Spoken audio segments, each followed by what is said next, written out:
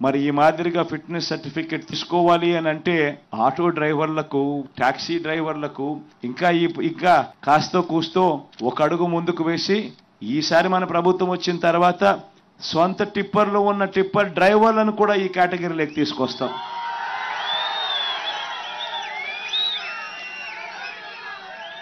వీళ్ళందరికీ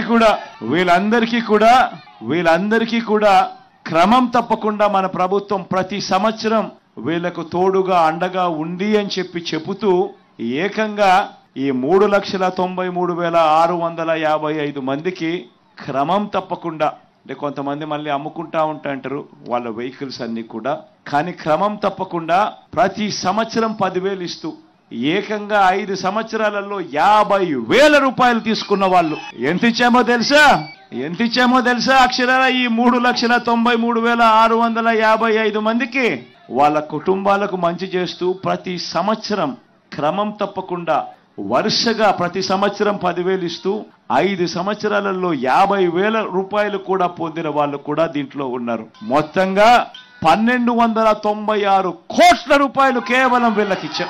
మరొక్కసారి చెప్తా ఉన్నాను, వాహన మిత్ర అనే కార్యక్రమం అనే స్కీమ్ తీసుకొచ్చి ఈ ప్రతి డ్రైవర్ కు తోడుగా సొంత టాక్సీ గాని సొంత ఆటో గాని కొనుక్కొని తన జీవనం సాగిస్తా ఉన్నా, సొంతంగా చేసుకుంటా ఉన్న ఇటువంటి వాళ్లకు ఏకంగా ఈ 5 సంవత్సరాల 58 నెలల కాలంలో 1,296 కోట్ల రూపాయలు వాళ్ళ చేతుల్లో పెట్టారు.